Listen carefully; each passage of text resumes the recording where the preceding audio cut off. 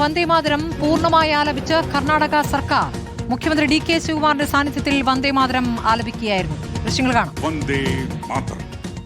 വന്ദേ മാതരം.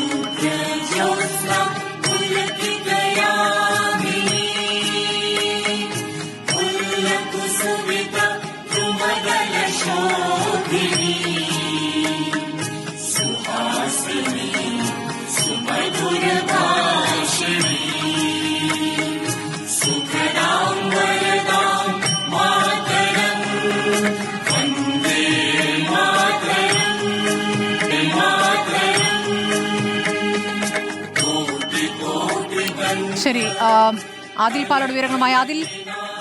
അതിൽ AICC ആസ്ഥാനത്ത് മാത്രമല്ല പൂർണ്ണമായും വന്ദേമാതരം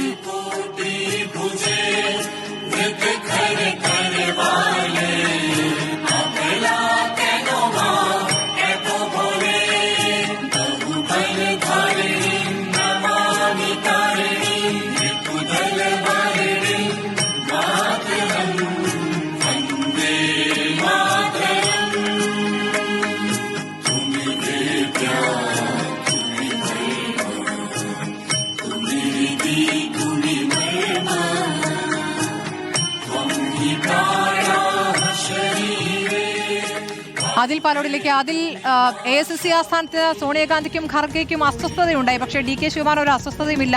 അദ്ദേഹം വന്ദേമാതരം ഇടയ്ക്ക് പറയുന്നുമുണ്ട്. അപ്പോൾ പൂർണ്ണമായി ആലപിക്കപ്പെട്ടിരിക്കുന്നു കർണാടകയിൽ, അല്ലേ?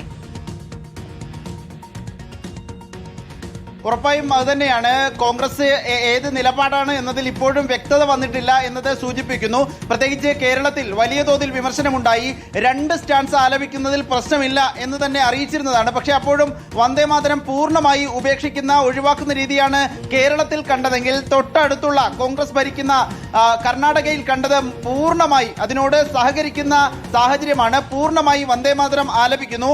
അതിൽ പ്രധാനം ദേവീ ദേവന്മാരെയൊക്കെ വന്ദിക്കുന്ന രൂപത്തിലുള്ള ചില പരാമർശങ്ങൾ ഉണ്ട് എന്ന് ആരോപിച്ചുകൊണ്ടാണ് കോൺഗ്രസും മറ്റ് പ്രതിപക്ഷ കക്ഷികളുമെല്ലാം വന്ദേമാതരം പൂർണ്ണമായി ആലപിക്കേണ്ടതില്ല എന്ന നിലപാട് സ്വീകരിച്ചിരുന്നത്. ആ ഭാഗങ്ങളൊക്കെ വിവാദ ഭാഗങ്ങളൊക്കെ ആസ്വദിച്ച് നിൽക്കുന്ന, അതിനൊപ്പം പലപ്പോഴും ചുണ്ടനക്കുന്ന DK ശിവകുമാർ കർണാടക മുഖ്യമന്ത്രിയെ നമുക്ക് ദൃശ്യങ്ങൾ കാണാൻ കഴിയുന്നുണ്ട്. ഏതായാലും ഇപ്പോൾ വരുന്ന ഏറ്റവും പ്രധാനപ്പെട്ട വാർത്ത, കർണാടകയിലും കോൺഗ്രസ് ഭരിക്കുന്ന പ്രധാനപ്പെട്ട രാജ്യത്തെ സംസ്ഥാനമാണ് കർണാടക.